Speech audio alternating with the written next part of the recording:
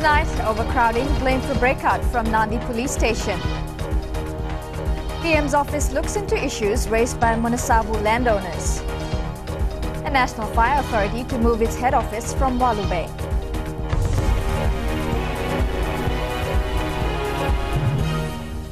Good evening, I'm Amrita Priyadarshini. 3 inmates who escaped from the Nandi police station have now been on the run for 5 days.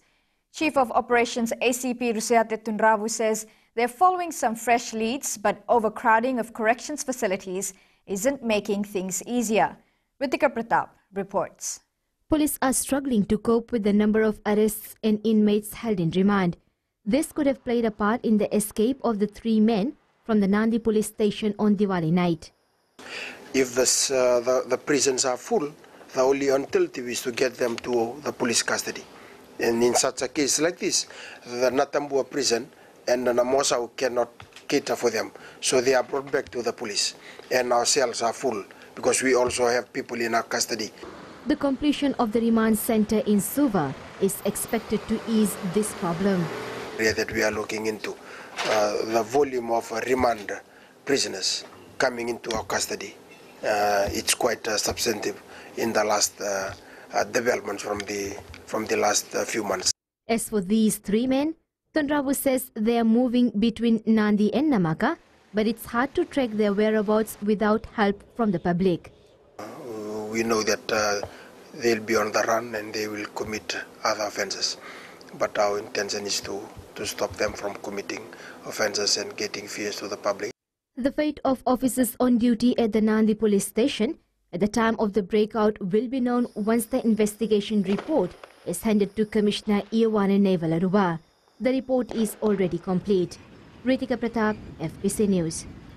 After decades on the road, minibuses and carriers still don't have restrictions on their fare structure. The Land Transport Authority admits it still hasn't regulated the right fares for these 2 modes of transport. As Mika Longa reports, this has left thousands vulnerable. These minivans and carriers are licensed as public service vehicles. Their whole purpose is to assist people with their transport needs. However, over the years, minivans have been at the center of controversies from illegal operation to speeding and accidents. Since minibuses and carriers started running, there have been numerous reports of excessive fares and operators taking advantage of passengers who have no other choice. But no one seems to give it the attention it deserves. LTA CEO Naisa Tunadava admits to date this sector of transport industry still hasn't been regulated. We have been talking about having a standard model, but we have not actually gone to that level. Definitely yes. We don't have a bus fare structure for minibus and nothing for carriers. On Friday, the LTA sought the assistance of an expert from Singapore to share ideas on how it can better regulate fares charged by the public service vehicles. Here we emphasize, important to stress that here it emphasizes annual review. For taxi, for minibus, for What we have been told by the expert is the kind of model that you can be using that will be fair, it's transparent, it's also workable because it will be basing on a consumer price index. This is an example of what travelers like me face. I have traveled by minibus from here to Pacific Kaba. In the daytime, they charge $7. At night, they charge $10. What baffles me, though, the same distance, if you travel from Pacific Kaba to Suva, they charge you $5. This is an example of what people may be also facing with carriers. Mika Longa, FBC News. Meanwhile, the LTA is concerned with the lack of coordination between agencies involved in traffic enforcement.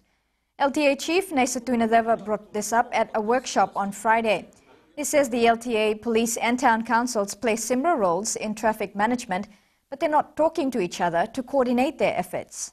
It's really going to assist in many ways of improving our operation and the kind of system we use.